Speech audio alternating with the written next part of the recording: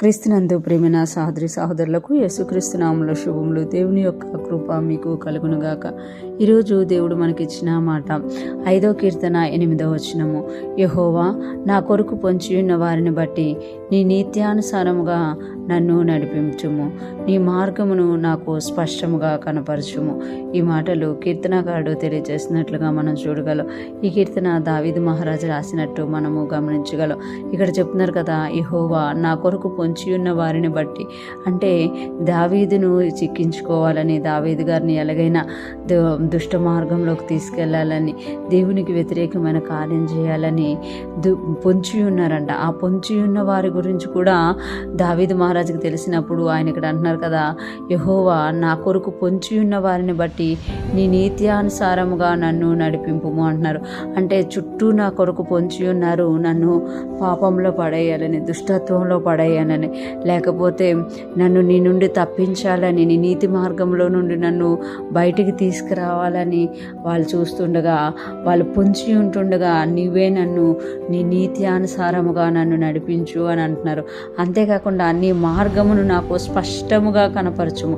అంటే నేను వెళ్తున్న మార్గాలు ఒకవేళ అవిధేయతతో ఉన్నా, నేను ఒకవేళ వెళ్తున్న మార్గాలు తప్పుగా ఉన్నా, వాటి నుండి నన్ను విడిపించడమే కాకుండా, నీ నీత్యానుసారంగా నన్ను నడిపించడమే కాకుండా నీ మార్గమును నాకు స్పష్టముగా కనపరచు. అంటే ఒకవేళ నేను ఎక్కడైనా తప్పిపోతానేమో, అందుకే నాకు నీ మార్గాల్ని స్పష్టముగా కనపరచు అని ఇక్కడ దావీదు మహారాజు దేవుణ్ణి అడుగుతున్నట్టుగా మనము గమనించగలం అనమాట.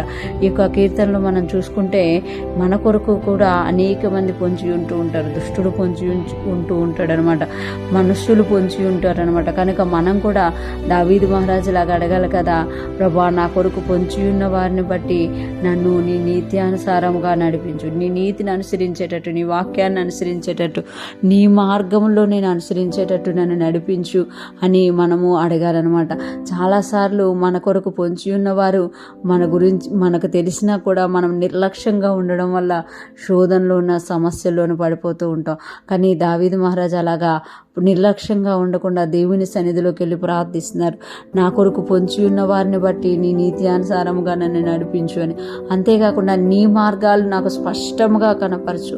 అంటే దేవుని మార్గం మనకు ఎప్పుడైతే స్పష్టంగా కనబడుతుందో మనం ఆ మార్గంలో వెళ్ళగలుగుతాం. కొన్నిసార్లు దేవుని మార్గం మనకి స్పష్టంగా లేకపోవడం వల్ల మన సొంత ఆలోచనలు చేసే శోధనలోనూ కష్టంలోనూ పడిపోతూ ఉంటాం అనమాట.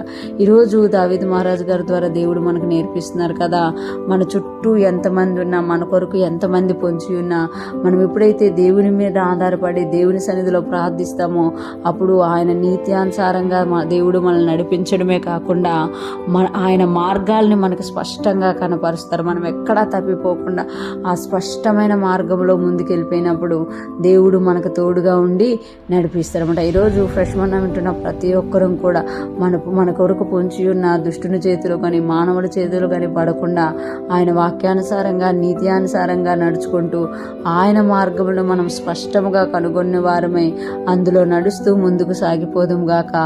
దేవునికి మహిమకరంగాను అనేక మందికి ఆశీర్వాదకరంగాను మన ముందుము గాక. ఆమేన్.